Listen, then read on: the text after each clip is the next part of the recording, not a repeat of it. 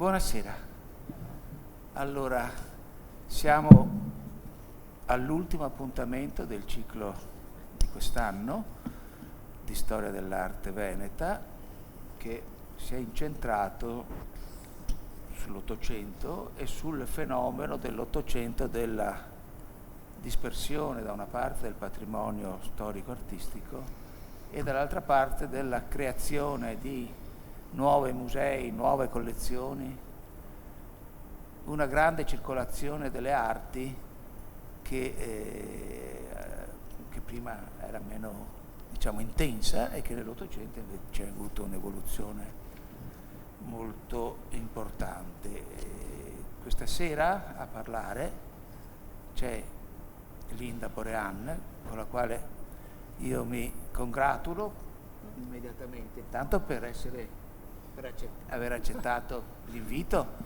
Linda Borean è già venuta altre volte all'Ateneo Veneto, è nostra socia e questo naturalmente ci fa un grande favore, e recentemente Linda Borean ha raggiunto, dopo, lo dicevi adesso, 25 anni di carriera, il posto di ordinario alla cattedra di arte moderna dell'Università di Udine. Ecco, allora questo è un traguardo naturalmente in Italia, specialmente nelle scienze umane, molto importante, ma anche molto faticoso. E quindi veramente il nostro applauso, riconoscimento, gratitudine per essere venuta qua con noi e per darci tutta una serie di impostazioni, notizie su un fenomeno cui abbiamo già accennato durante il corso, e cioè questa circolazione delle arti che a un certo momento non è più all'interno di un circuito europeo più o meno dotto, più o meno fatto da grandi famiglie nobili, più o meno fatto da collezionisti borghesi, ma è che in questo caso prende la via dell'oceano e attraversa dall'altra parte l'Atlantico per andare a finire in quello che era che è stata e che lo è in gran parte ancora il nuovo mercato importante dell'arte. Quindi io lascio la parola a Linda e ti ascoltiamo. Ringrazio l'Associazione Amici dei Musei e l'Ateneo Veneto per questo invito qui stasera, che mi riporta un po' a vecchi amori, come spesso accade. Io ho insegnato anche per un periodo, per alcuni anni, museologia e storia del collezionismo all'Università di Udine, e tra i primi corsi che così avevo iniziato a impartire c'erano anche tutta una serie di incontri proprio sul fenomeno di collezionismo americano tra la fine dell'Ottocento e i primi del Novecento, e quindi è stata un po' anche l'occasione per tornare. Si sente? Ecco, è stata come? Così, cioè devo stare immobile, va bene. Starò immobile. È stata l'occasione anche per ritornare appunto a riflettere su alcuni aspetti. Io stasera presenterò un caso studio, ovviamente, non senza prima però come dire, una breve introduzione intanto sul titolo che ho scelto, C'est mon plaisir, dipinti veneziani in America. C'est mon plaisir è il motto che accoglie il visitatore all'ingresso dell'Isabella Stewart Gardner Museum di Boston. Probabilmente molti di voi anche forse l'avranno visitato. C'è questa placchetta e qui la vedete proprio, ecco, si riconosce proprio. Ma non è importante, ecco. E quindi ho scelto appunto questo motto come titolo del mio incontro, perché Isabella Stewart Gardner, su cui poi ci soffermeremo, è una delle protagoniste assolute di questo fenomeno straordinario che tra gli anni '80 dell'Ottocento e la Prima Guerra Mondiale complice l'industrializzazione, complice la guerra, complice la povertà delle famiglie aristocratiche europee, fa sì che diventi una sorta di età dell'oro, appunto, di questo fenomeno di migrazione di massa, verrebbe da dire, di opere d'arte dal cosiddetto vecchio continente appunto al nuovo. Mi piace aprire questo mio intervento con una notazione di Henry James, lo scrittore americano che tutti conoscete e molto legato anche a Venezia. Henry James, che si trasferisce poi in Inghilterra, diventa un inglese d'adozione.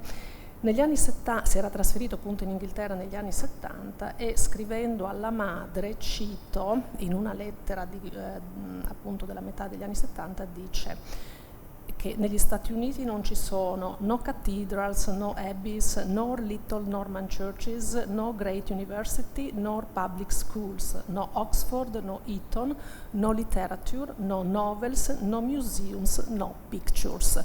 Quindi un panorama sul piano culturale sostanzialmente desolante, quello che Henry James registrava appunto a questa altezza cronologica, e continua dicendo no Byzantine paintings, no Giotto, no Giottesque, no Mantegna, no Botticelli, no Raphael, eccetera. Nel 1904 Henry James avrebbe poi tributato una visita omaggio a Boston al neonato, perché era stato aperto esattamente un anno prima, nel 1903, l'Isabella Stewart Gardner Museum, e sostanzialmente la sua opinione comincerà appunto a cambiare e toccherà con mano proprio quello che è stato il primo risultato di una sorta di civilizzazione degli Stati Uniti anche sul piano appunto del mondo museale. Noi oggi siamo abituati a frequentare istituzioni come il Met di New York, la Frick Collection, sono tutti musei che conoscono appunto la loro origine proprio da questo fenomeno che si situa, ripeto, tra gli anni, è proprio un momento preciso tra gli anni 80 dell'Ottocento e la Prima Guerra Mondiale. E non è una storia soltanto di collezionismo, ovviamente, o di collezionisti, ma in queste vicende, e il caso di Isabella Stewart Gardner lo esemplifica molto bene, si intrecciano storie di mercanti, di giovani e rampanti connoisseur, cioè conoscitori, ma si intrecciano anche storie di rivalità, di nazionalismi, e storie soprattutto di dipinti straordinari, ecco, storie anche di grandi capolavori che potrebbero diventare, in alcuni casi anche lo sono stati, protagonisti proprio di vicende, di biografie materiali e culturali molto particolari. Prima di entrare appunto nel mondo di Isabella Stewart Gardner vorrei lo vorrei aprire con una dichiarazione che il suo advisor, il suo principale agente, Bernard Berenson, che inizia proprio come conoscitore e come advisor di importanti collezionisti americani per poi diventare il grande storico dell'arte del Novecento che ci ha lasciato Villa ai Tatti. Però nel 1917 Berenson appunto scrive a Isabella Stewart Gardner in maniera con un pizzico forse anche di veleno, verrebbe da pensare, bless the war, cioè benedica la guerra, perché senza la guerra appunto tanti capolavori non sarebbero giunti negli Stati Uniti dal cosiddetto vecchio mondo, e lui in quel momento si riferiva al celebre Festino degli Dei di Giovanni Bellini, che oggi è una delle gemme della collezione di pittura antica della National Gallery di Washington. Allora, eccola qui. Quando, per chi di voi, anzi è una domanda che faccio, chi ha visitato l'Isabella Stewart Gardner? Ecco, quindi tutti vi ricordate per esempio che ad un certo punto si entra in una sala dedicata a Paolo Veronese, poi c'è il Salone di Tiziano, tutte opere su cui, diciamo così, poi torneremo.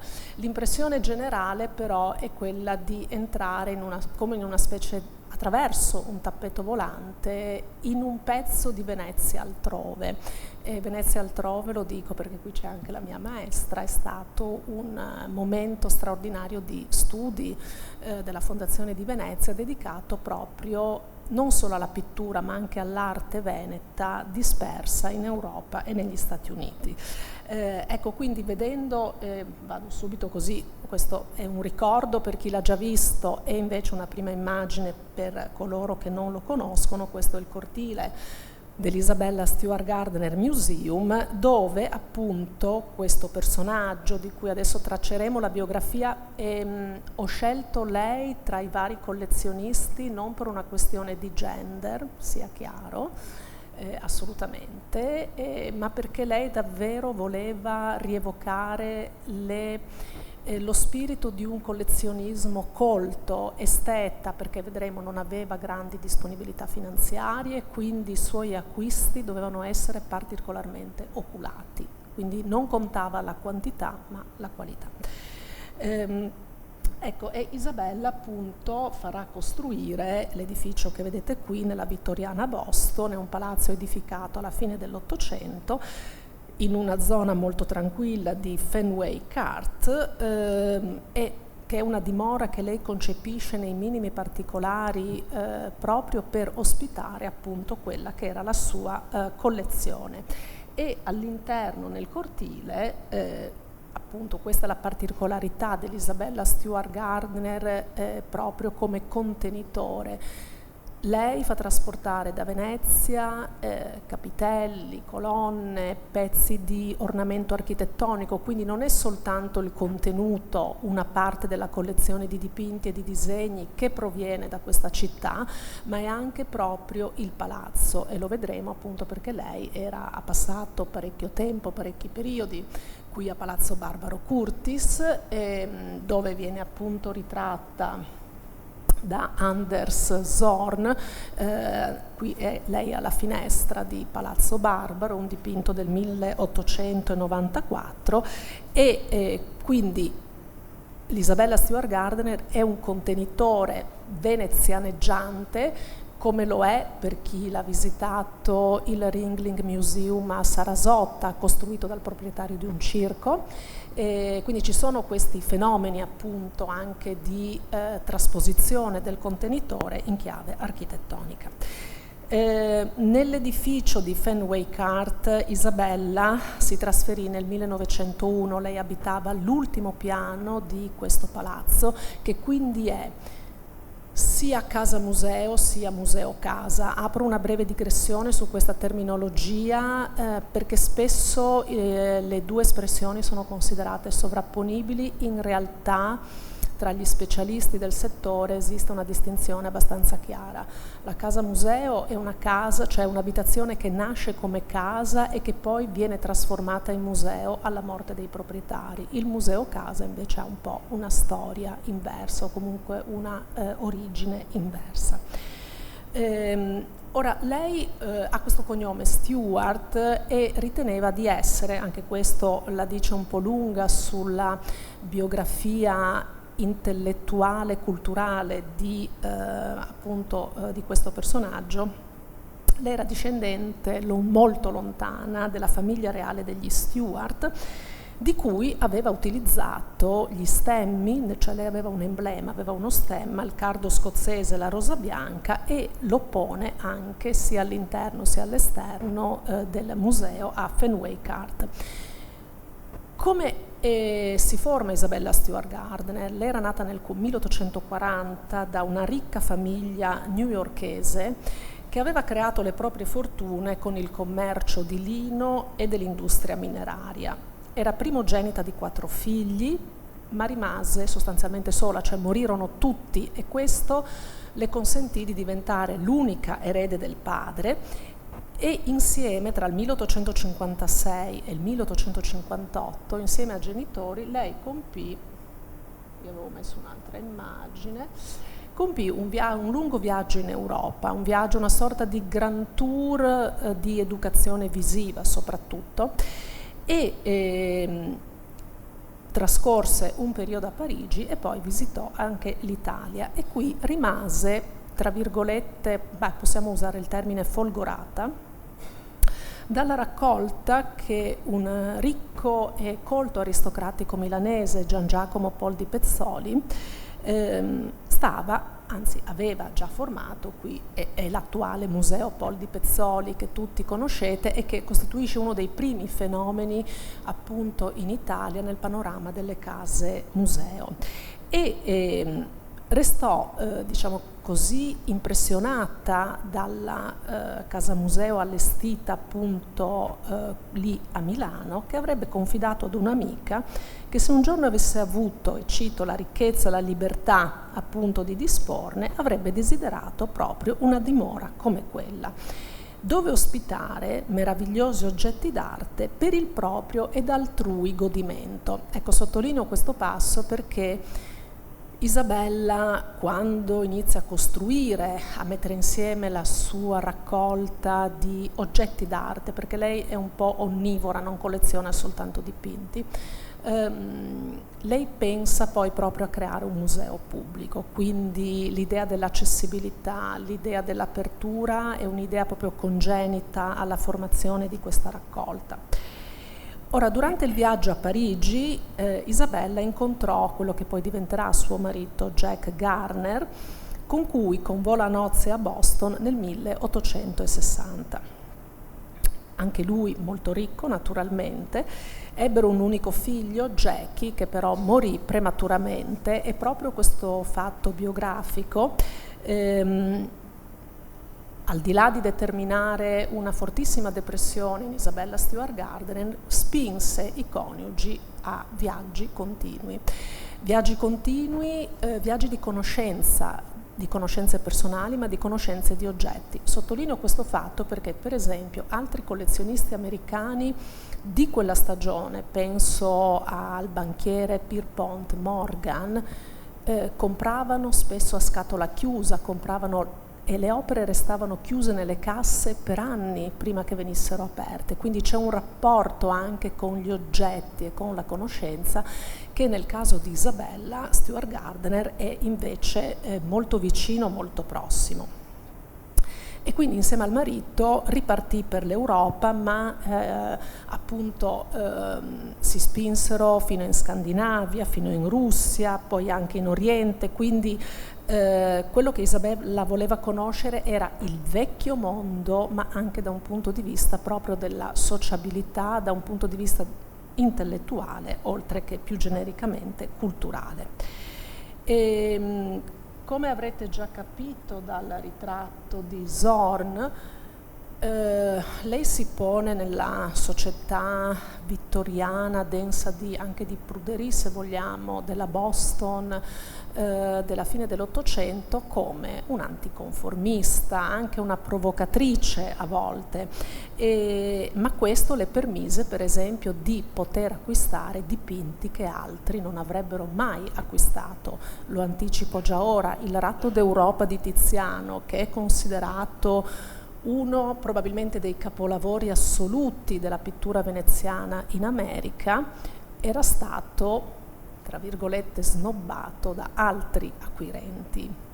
Perché? Perché rappresentava, lo vedremo dopo, rappresenta un nudo, ha un tasso erotico molto alto e per la cultura americana dell'epoca dunque non era assolutamente suitable, cioè non era adatto. Ma per dire, andava a vedere spettacoli di box, di baseball, cioè una donna da un raggio di interessi culturali straordinario. I Gardner cominciarono a passare lunghi periodi in Europa, ma proprio per diversi mesi, e per esempio nel 1879 a Londra conobbero il pittore Whistler, che li mise in contatto con una serie di altri conoscitori e collezionisti inglesi e americani, tra cui Charles Eliot Norton dell'Università di Harvard, membro della Dante Society, che diventerà uno dei, tra virgolette, consulenti nascosti, consulenti nell'ombra di Isabella, e che gli farà acquistare una primizia, all'epoca considerata primizia tintorettesca, Le nozze di Cana, che vedete qui, una piccola tela che questa è la datazione attualmente inserita nella scheda aggiornata del sito web dell'Isabella Stewart Gardner, un sito, così faccio questa notazione, che è una sorta proprio di catalogo ragionato scientifico della collezione del museo. E questo appunto gli arriva grazie a Charles Eliot Norton, che menziono perché lui passò parecchi periodi, parecchie stagioni qui a Venezia e fu tra gli acquirenti di una collezione che è molto cara al dottor Tonini, la collezione Manfrin, il tuo vicino di casa, nel palazzo di Cannareggio, e non è escluso che appunto, cioè Norton comprò varie opere alle vendite Manfrin nella seconda metà dell'Ottocento. A partire dal 1884, dopo aver dopo aver intrapreso, scusate, una serie di viaggi in Oriente, dal Giappone sino alla Cambogia, i Gardner tendono a passare almeno diversi mesi a Venezia ogni anno, e qui diventano amici di Daniele Curtis, proprietario di Palazzo Barbaro sul Canal Grande, e Isabella durante questi mesi di permanenza che si ripetono tutti gli anni prende proprio l'ispirazione per costruire appunto il suo palazzo bostoniano veneziano. Si fa appunto, comincia anche a farsi ritrarre, ma farsi ritrarre per, come dire, dare alla sua collezione anche un'immagine della proprietaria, un'immagine della propria personalità. E il dipinto che identifica Isabella come collezionista in senso molto particolare è quello che vedete qui, un dipinto di Sargent del 1888, un dipinto che fece scandalo, che è ancora attualmente sistemato nella cosiddetta sala gotica, dove sono compresi dipinti di metà 300, fine 300 italiano, come la tavoletta di Giotto che vedete in basso a sinistra, ma fece scandalo questo dipinto. Ecco, si è spento, possiamo continuare. Sono abituata con i miei studenti tra vibrazioni, suonerie di ogni tipo, non c'è nessun problema. Dicevo, questo ritratto fece scandalo perché lei, secondo alcuni commentatori, osò, e uso proprio il termine osare, paragonarsi ad una sorta di Madonna bizantina, di Madonna goticheggiante, come questa che appunto è conservata all'Isabella Stewart Gardner. La posa iconica frontale, questo fondo oro che Sargent dà appunto all'effigie di Isabella Stewart Gardner, questo collo nudo. Il marito Jack non voleva che il dipinto fosse esposto al pubblico e difatti fino alla morte del marito il quadro rimase di fatto nell'ombra, rimase nascosto. Ma questo ve la dice lunga anche proprio del modo con cui Isabella voleva far interagire la pittura del suo tempo con la pittura antica. Quando nel 1891 ereditò dal padre una fortuna piuttosto cospicua, piuttosto consistente, quasi $2 milioni, che all'epoca, adesso non so farvi la conversione precisa, ma all'epoca appunto era una cifra molto importante, lei inizia a comprare in maniera quasi compulsiva, ossessiva. Non solo pittura veneta, ma anche un po' pittura, cioè old masters europei, e tra i cosiddetti forestieri o pittori non veneziani, ne ricordo uno semplicemente perché è stato rubato e mai più restituito, è stato rubato nel 1990, il famoso concerto di Vermeer che lei acquistò ad un'asta parigina per soli $8.000, quindi cominciate anche un po' a pensare come il mondo delle quotazioni del mercato è oggi, come dire, sostanzialmente distante, molto lontano da quel momento.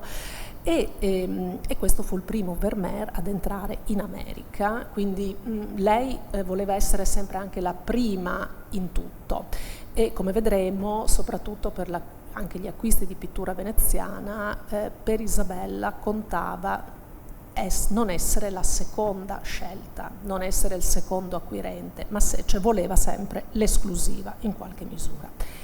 E entra in contatto appunto con quello che diventerà poi una sorta di alter ego. Nelle lettere si chiamavano, diciamo così scherzosamente, Berenson le diceva tu sei la mia Eva, no? Tentatrice, cioè c'è tutto anche un codice, un linguaggio, un codice linguistico tra i due, come dire, abbastanza particolare.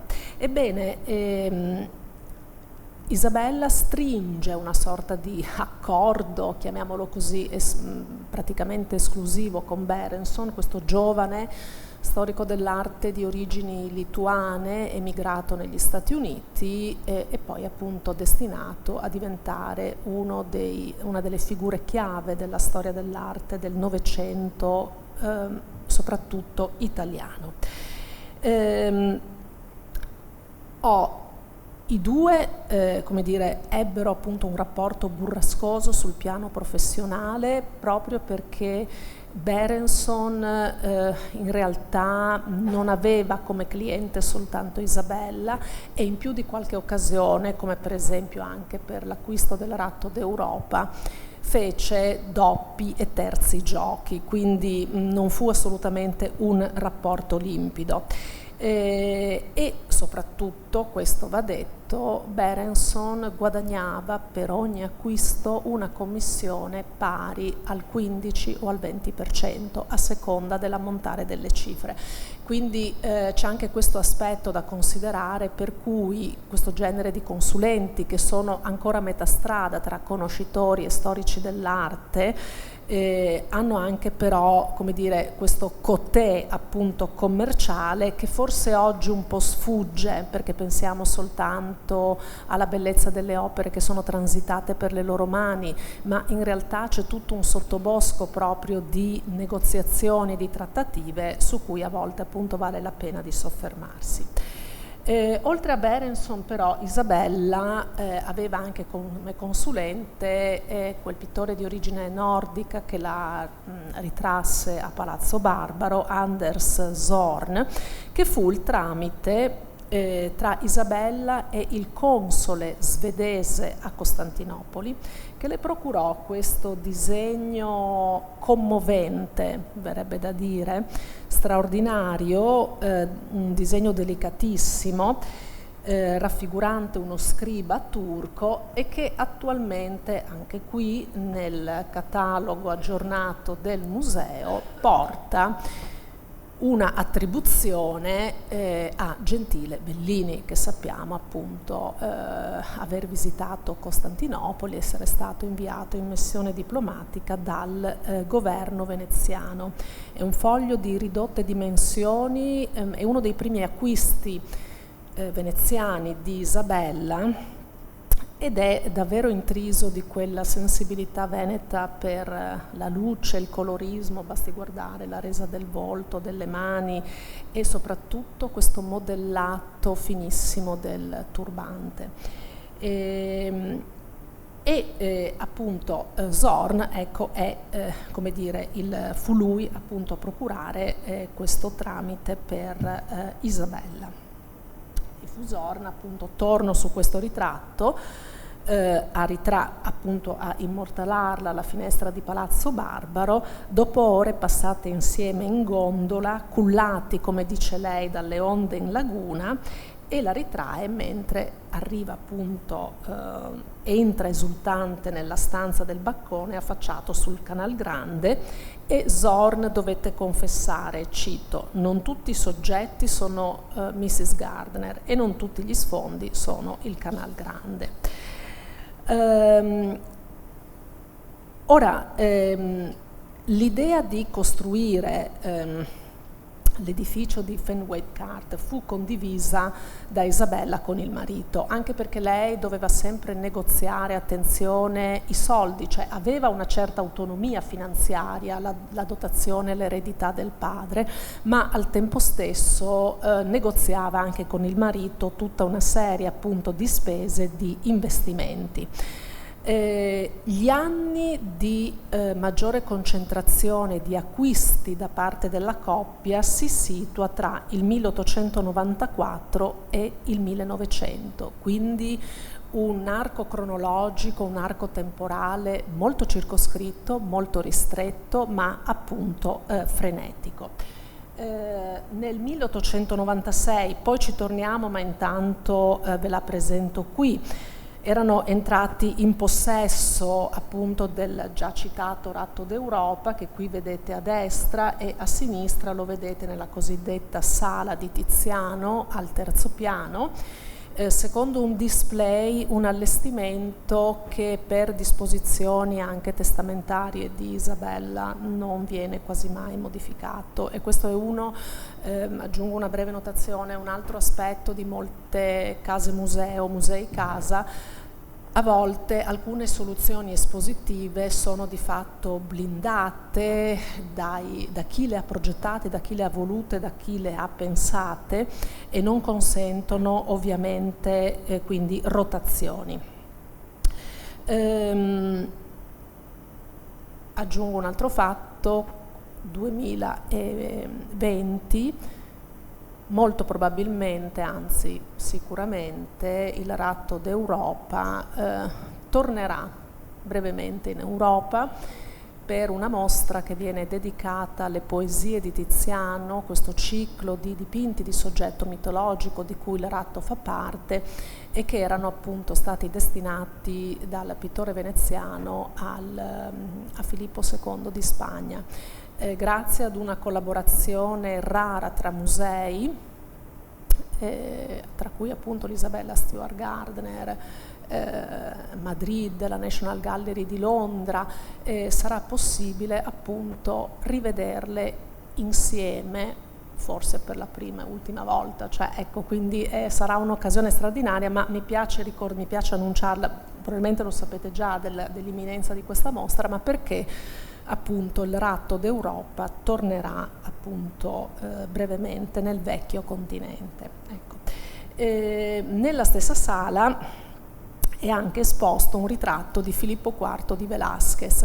Dico questo perché per Isabella era molto importante anche il colloquio, il dialogo tra scuole pittoriche fortemente dipendenti o fortemente collegate. Per Velázquez, pittore di corte di Filippo IV di Spagna, Tiziano era un modello da molti punti di vista, coloristico, compositivo, ideativo, e quindi per Isabella Stewart Gardner poter avere nella stessa sala Tiziano da un lato e Velázquez dall'altro costituiva, come dire, una sorta di accoppiata vincente. Eccolo qua, sì, questo è un dettaglio dove appunto sulla sinistra vedete il ritratto a figura intera appunto di Filippo IV.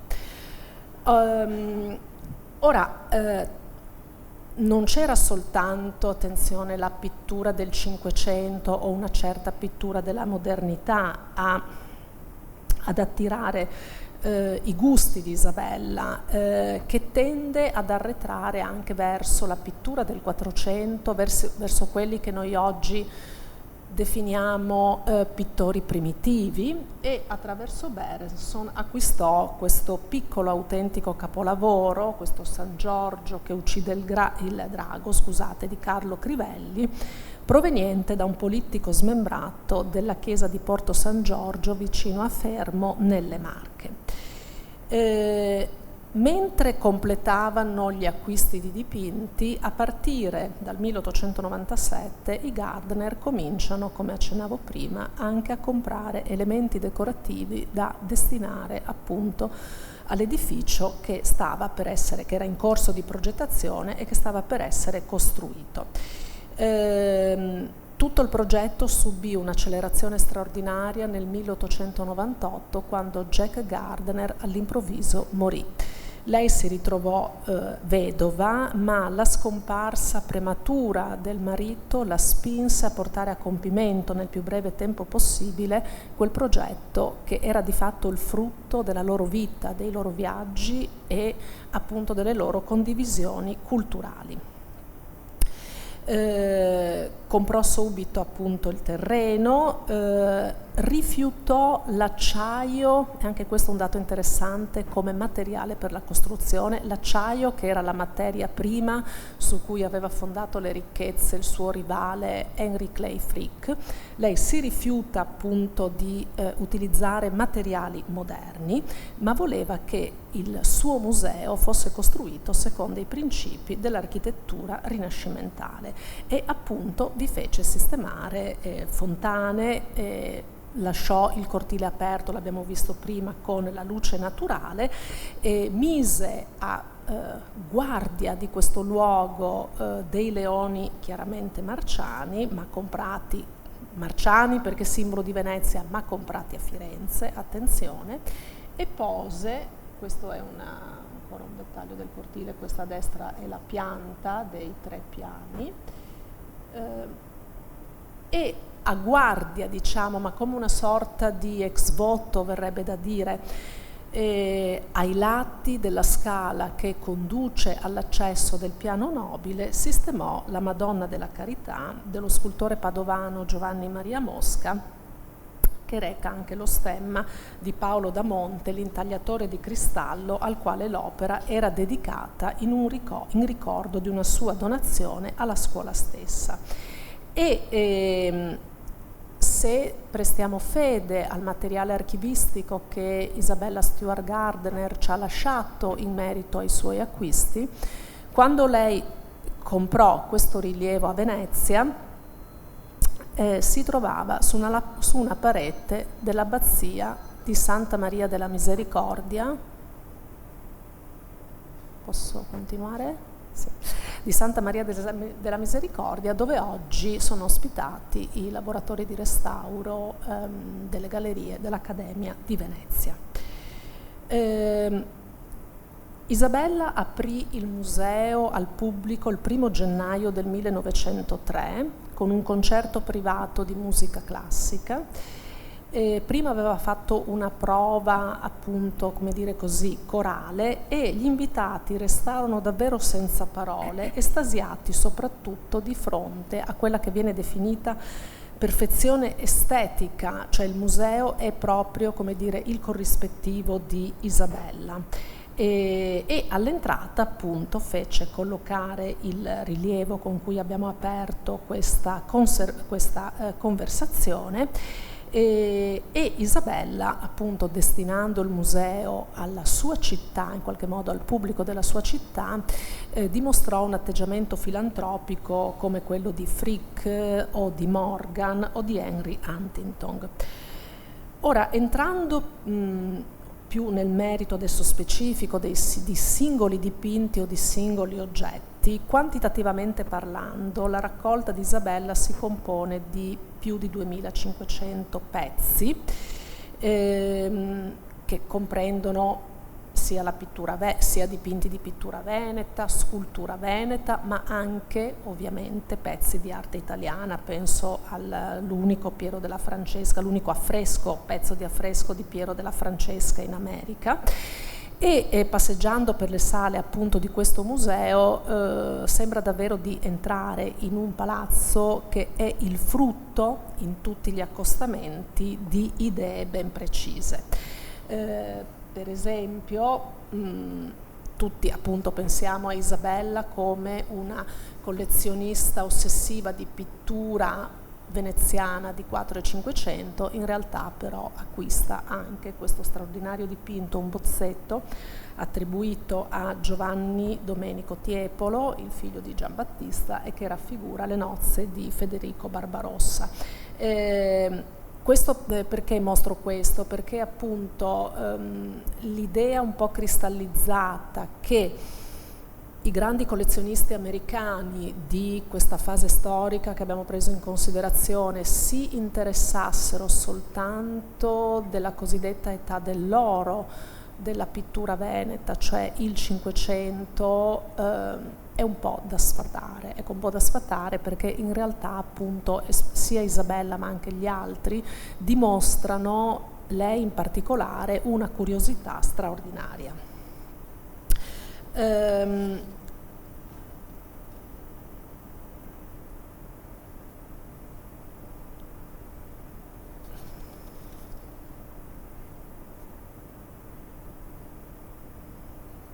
Scusate un attimo, sì. Nel 21 acquistò questa tavoletta, sempre su indicazione di Berenson, quindi lei continua a comprare anche dopo l'apertura del museo, attenzione, continua a comprare sempre con i suggerimenti di Berenson, mentre per mancanza di fondi, cioè aveva terminato appunto il denaro, si era vista sfuggire il Festino degli Dei di Giovanni Bellini, che ho citato in apertura e che appunto passò poi alla National Gallery di Washington. L'acquisto, e qui adesso vediamo a quello che appunto è considerato un po' il protagonista in assoluto di in realtà della migrazione della pittura veneziana in America, e cioè il Ratto d'Europa di Tiziano, ha una storia piuttosto complicata, sia sul piano, diciamo così, della provenienza, ma anche sul piano delle trattative che Berenson condusse per conto di Isabella Stewart Gardner. Allora, intanto appunto il dipinto, e questo Berenson lo spiega molto bene in una serie di cab, cioè anche di telegrammi, che è una delle forme con cui lui comunicava mentre stava in Europa con la sua cliente, e c'è tutto un codice linguistico anche di formule in questi telegrammi.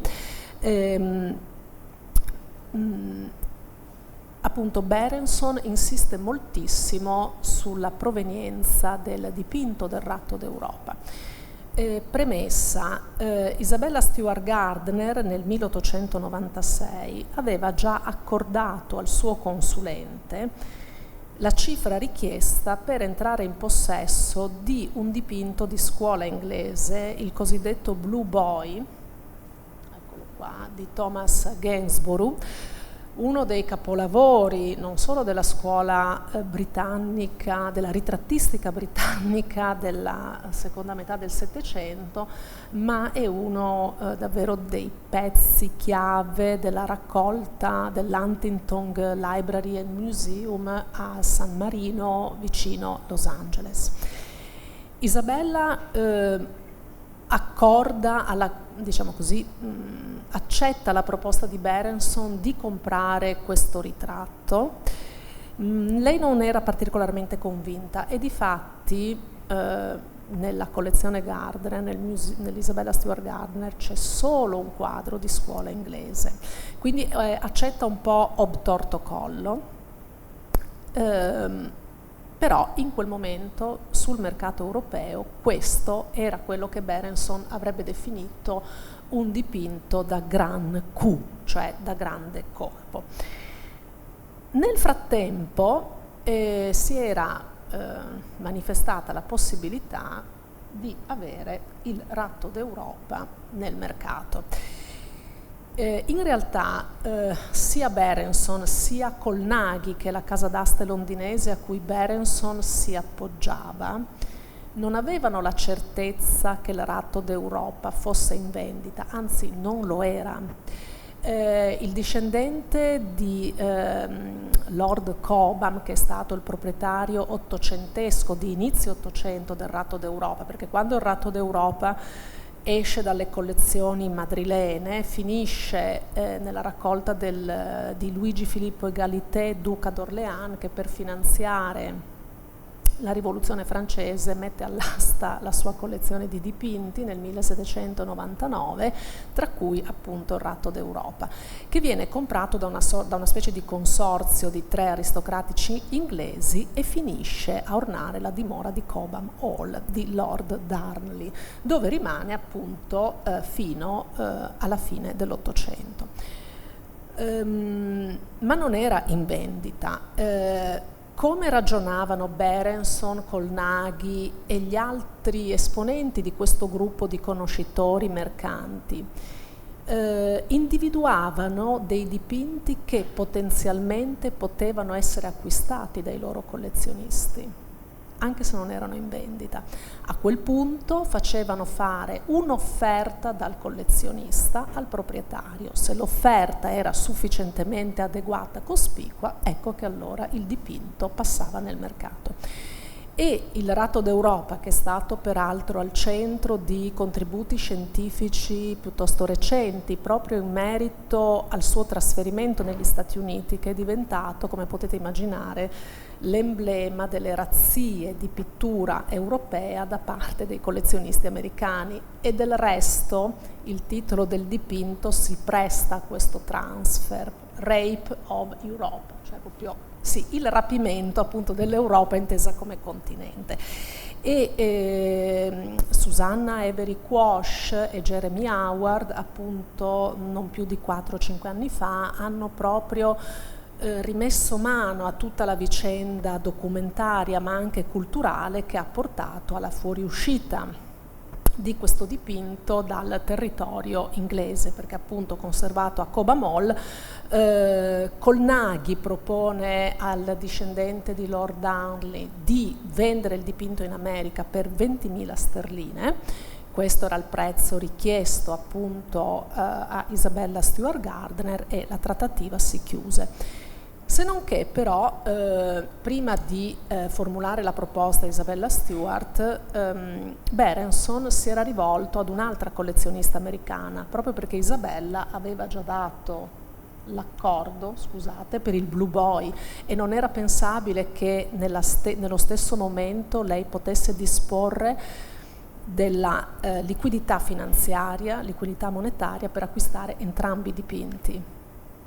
È per questo che Berenson propone il Ratto d'Europa alla moglie del direttore del Fine Arts di Boston, che però rifiuta proprio perché appunto è un dipinto troppo lascivo, tra virgolette, troppo audace sul piano appunto del trattamento del nudo femminile. È uno dei cosiddetti, diciamo, è una delle punte più alte del Tiziano tardo, del cosiddetto late style di Tiziano, dove veramente l'idea di rapimento, di ratto, di tragedia che si consuma nella favola, nelle metamorfosi di Ovidio, appunto questo Giove toro sotto le sembianze di toro che si avvicina con fare affabile, poi però invece scatena tutta la sua bramosia, e con questo cielo corroso dalla luce, proprio appunto dissolto quasi, no, dall'atmosfera luministica, che è appunto tipico dell'ultimo Tiziano. E sappiamo che Filippo II ad un certo punto si era chiesto se il suo pittore fosse ancora in grado di dipingere, perché non riusciva a comprendere totalmente quelle qualità di stile che invece infervorarono Isabella. Quando il dipinto arriva finalmente a Boston nell'agosto del 1896, lei spedisce un telegramma carico di entusiasmo a Berenson e dice di prepararsi proprio ad una sorta, lei la chiama orgia estetica, con questo dipinto, in cui probabilmente anche identificava forse una parte di se stessa, non lo sappiamo. E appunto in una successiva lettera lei scrive: non ho parole, sono troppo eccitata per poter parlare. Ogni singolo centimetro di colore in questo dipinto sprizza gioia. Molti pittori sono venuti a vederlo, tutti sono caduti ai suoi piedi. Certo, fine della citazione, potremmo anche pensare ad una sorta di enfasi, no, autocelebrativa in Isabella Stewart Gardner, però rimane il fatto che il dipinto, attenzione, era stato rifiutato da prestigiosi direttori di musei a fine Ottocento. Per esempio Willem von Bode, direttore dei musei di Berlino, che ad un certo punto visita Fenway Cart e scrive poi, dopo un viaggio in America, volevo leggervi un breve passo di questo suo articolo che si intitola The America Competition in the Art Trade and Its Danger for Europe. Siamo appunto agli inizi del Novecento, 1903, e lui appunto capisce che gli americani stanno sostanzialmente depauperando il patrimonio pittorico, scultoreo europeo, però per esempio Bode rifiutò l'acquisto del Ratto d'Europa. Non lo scrive nel suo articolo, però sappiamo che appunto non era interessato a questo tipo di pittura, perché nel gusto tedesco di fine Ottocento, primi Novecento, erano soprattutto i primitivi di scuola toscana, di scuola senese in modo particolare, ad essere i più apprezzati. Aggiungo un altro elemento sul Ratto d'Europa. Gli studi più recenti che vi ho citato prima sono, come dire, hanno avuto origine anche da un forte sentimento, se vogliamo, di protezione del patrimonio nazionale britannico che si è presentato alla metà degli anni 2000, quando il duca di Sutherland intendeva vendere altre 2 poesie di Tiziano date in deposito permanente alla National Gallery of Scotland, e lì partì una campagna di difesa del patrimonio nazionale per evitare, e questo la pubblicistica appunto di una decina di anni fa lo spiega molto bene, un altro Ratto d'Europa come quello del 1896. Cioè i britannici vissero, forse molto più dei veneziani, ma perché il dipinto di fatto a Venezia era rimasto solo nello studio di Tiziano e poi aveva lasciato la città. Quindi per i britannici invece era un dipinto fortemente simbolico della loro identità culturale e nazionale, e pensare che quei tycoon, come li chiama Bode, dai piedi di ferro, no? Quindi come dire, dal passo pesante in senso come dire, d'azione e molto convincente, invece erano riusciti ad appropriarsi appunto di questo straordinario capolavoro.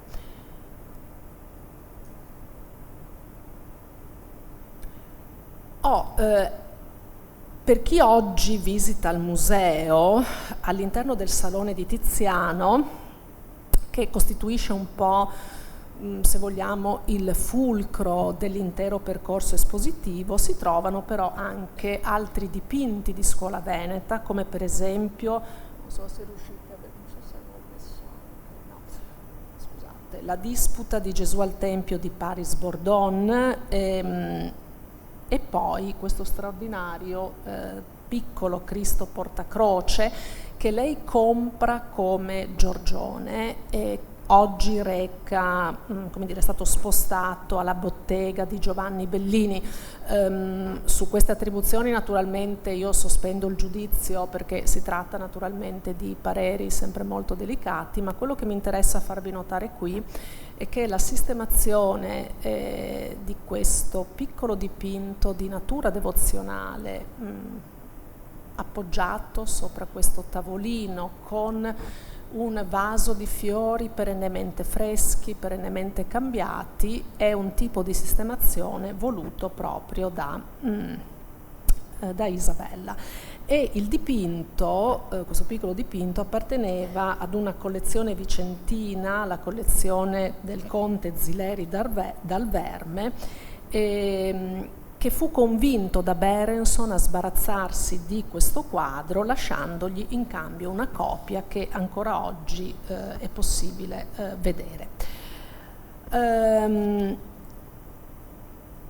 Ed infine l'altra sala, diciamo, veneta, tra virgolette, per cui è noto Fenway Cart è sicuramente la cosiddetta sala di Veronese, dedicata appunto a Paolo Veronese, ricoperta di cuori d'oro e di quei dipinti di età barocca, in cui il soffitto ospita un telero raffigurante l'incoronazione di Ebe, che in realtà è un dipinto eseguito da Paolo Cagliari e dagli Eredes Pauli, quindi anche da, diciamo, un dipinto che Paolo ha eseguito con tanto aiuto di collaboratori e di bottega, ed è un quadro che proviene da Palazzo della Torre a Udine, dove era rimasto fino alla fine del Settecento, quando passò a Venezia, sempre nel già citato Palazzo Manfrin,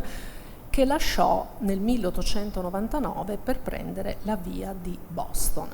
È, diciamo così, è un dipinto che si può classificare come una sorta di quadro un po' emblematico di una certa pittura da soffitto decorativa veneziana, e certo per Isabella doveva ricordare quantomeno o evocare i soffitti di Palazzo Ducale alla lontana, no? Anche perché lei fa costruire appositamente una boiserie, una cornice lignea, quindi come dire, a voler simulare proprio una rievocazione visiva di un soffitto alla veneziana, al di là appunto del dipinto in sé. E nella stessa saletta, sì, qui avevo messo, per chi non lo conoscesse, ma immagino sia venuto a tutti, un'immagine di Palazzo Manfrin. Ecco, nella stessa sala, di cui qui avete una veduta diagonale dove potete appunto anche vedere abbastanza bene il sonfitto a comparti lignei dorati, le pareti sono occupate da altri piccoli dipinti veneziani di scuola settecentesca, tra cui 2 vedute di Francesco Guardi, che davvero aiutano, come dire, ad alzare il tasso di venezianità, di atmosfera veneziana appunto di questo luogo, dove questa stanza conserva anche il bozzetto di Tiepolo di Giovan Domenico che vi ho mostrato prima, che è collegato agli affreschi di Würzburg. Infine, sempre questi sono 2 dettagli delle opere di Guardi. Ecco, infine, nella stessa sala del Veronese dei Guardi campeggia, e anche qui lei sicuramente aveva memoria del ruolo del ritratto dinastico, del ritratto di famiglia nelle dimore aristocratiche veneziane, questa genealogia di uomini illustri per immagini, e acquista questo ritratto di procuratore, probabilmente un membro della famiglia Contarini. Ci sono delle ricerche ancora in corso da parte di uno dei curatori dell'Isabella Stewart Gardner, e lei lo fa collocare sopra questo tavolo rococò. Sotto c'è una Madonna in vetro nero, probabilmente una creazione muranese di epoca barocca, ideata però per emulare ovviamente le antiche icone bizantine. Poi ci aggiunge uno specchio settecentesco, quindi c'è quest'idea di allestire appunto una casa dove l'atmosfera veneziana si tocca tangibilmente negli oggetti, proprio per rivivere appunto le esperienze che tanto l'avevano colpita durante i suoi soggiorni veneziani. E chiudo con, come dire, con il passo di Henry James, con cui siamo partiti. Nel 1904 appunto visita Fenway Cart e consegna 3 anni dopo i suoi pensieri a ricordo di quella visita in The American Scene, e lì scriverà che il museo di Isabella è l'emblema di quella che lui chiama New Boston, quindi è come se in quei 40 anni davvero la percezione anche della pittura italiana e dell'importanza della pittura europea e in questo caso veneziana si fosse davvero stabilizzata nella società dei ricchi americani colti. E dice, continua così a descrivere appunto il museo di Isabella, traduco direttamente dall'inglese: una rara esposizione di spirito vivace e soprattutto di vero interesse per le belle arti, fine arts, e di tutto ciò che di più nobile può essere espresso da quello che lui chiama heroic genius, cioè il genio eroico di un privato cittadino. Grazie. Grazie professoressa Dorian per averci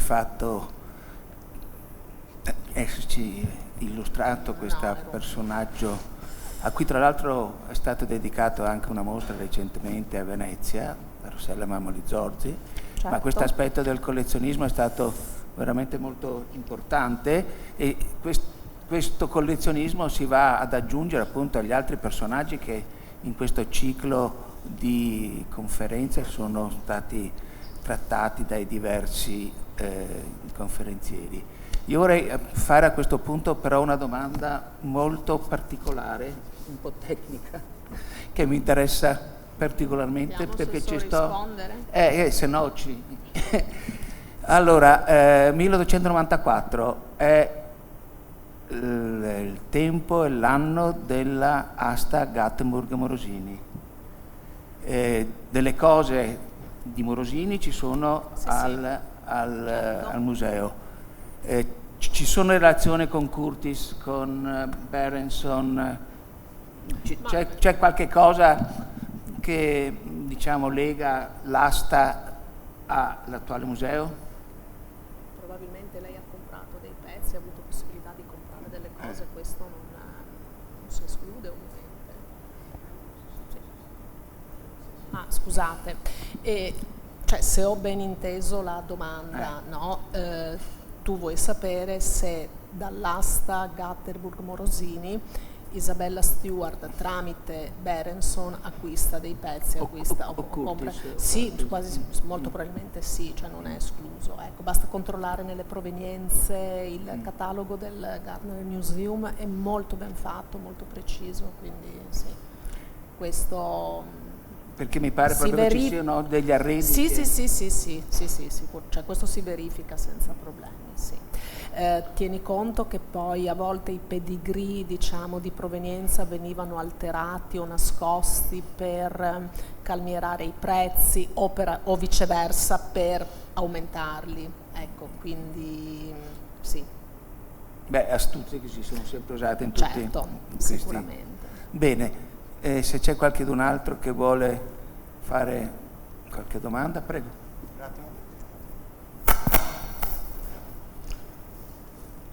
Sì, è una semplice curiosità sugli elementi architettonici del palazzo, cioè sono elementi originali, frutto di spoliazioni, le colonnine, i capitelli? Alcuni alcuni provengono direttamente da Venezia, sì. Comunque sono ben documentati, quindi sì, ma ci sono anche parti di capitelli, parti di colonne, proprio appunto di Siecta Membra, provenienti da palazzi veneziani e poi montati in una struttura appunto moderna, costruita al momento, sì. Sì, questa idea di spolia che possono essere... come dire, ricollocate, quasi ristoricizzate, no? Appunto in una nuova Venezia, sì, un po', però diciamo che a livello di appunto contenitori, a livello di edifici, il caso di Isabella è abbastanza esemplare, diciamo, però se lei pensa anche alla Getty Villa a Malibu, no, è un altro caso di contenitore costruito seguendo un modello all'antica per ospitare statue antiche. O il caso che citavo Come? Sì. O il caso che citavo prima di Sarasota, questa cittadina del sud della Florida, dove un proprietario di circo mette insieme questo museo straordinario comprando anche un pezzo del teatrino di Asolo, del teatrino settecentesco, e fa, come dire, desidera avere un museo che nella veste architettonica rievochi un palazzo veneziano, quindi insomma abbastanza non frequenti, però nel caso di Sarasota, che mi risulti, è costruito, cioè ex novo, quindi con materiali moderni, senza trasferimenti da prezzi. Grazie. Loro comprano pezzi interi, a parte i clusters, ma insomma anche dentro al museo ci sono quelle sale che loro l'hanno comprato in contemporanea o prendendo esempio dal modello di Isabella e quindi fanno questi allestimenti? No, non credo, adesso bisognerebbe verificare proprio data per data, acquisizione per acquisizione, però diciamo tu fai riferimento ovviamente sì ai cloisters, ma anche sì a queste parti di templi eccetera, no? Ma allora diciamo che sì, ma è il momento delle period rooms, no? Per cui l'allestimento museale deve rievocare la storia, la civiltà del luogo da cui i pezzi provengono. Se tu vai a Filadelfia al Museum of Art, quello è un esempio proprio didattico di cosa fosse un museo universale agli inizi del Novecento. È diviso proprio per civiltà, per epoche, e nel caso della pittura italiana e di quella veneziana di 500-600 c'è tutto un allestimento da period rooms con damaschi, seggiole che provengono da Venezia, cassoni. C'è questa idea di dare proprio un contesto ambientale che poi viene spazzata in qualche modo dalla nuova museologia degli anni 30. Dopo il convegno di Madrid, la conferenza di Madrid del 1933, ai musei si chiede di sfoltire, no? Per cui i dipinti devono stare da soli alle pareti, le sculture pure, ma da questo processo di rinnovamento casi come l'Isabella Stewart Gardner sono ovviamente esclusi, sì. No, anche perché lei aveva lasciato delle disposizioni testamentarie, come accennavo prima, abbastanza specifiche, abbastanza precise, quindi sì, con cui i curatori odierni del museo fanno un po' i conti, no, nella rotazione delle opere, perché comunque è un museo che presta, cioè non è un museo, meglio, presta alcune opere, non altre. Ecco, l'Arato d'Europa partirà, ma solo per e alla National Gallery di Londra, primavera del 2020 o 21, io ho capito 20, ecco, io ho capito 20, 2020, sì, marzo-aprile dovrebbe essere l'apertura, ecco. E quindi... Bene, ci sono altre domande? Ringraziamo Linda grazie a voi Borean, di aver ascoltato veramente questo. Per la sua sapienza e chiarezza. No, sono stata un po' disconnessa ogni tanto, ma oggi, i neuroni, anche i miei cedono ogni tanto. Come al solito, bravissima. E oggi si conclude il ciclo di 6 incontri di quest'anno. Il prossimo anno per me è un po' a malincuore, passeremo al Novecento. Naturalmente gli argomenti sull'800 ce ne sarebbero ancora moltissimi, ma penso che sia il caso di cambiare pagina. Grazie a tutti.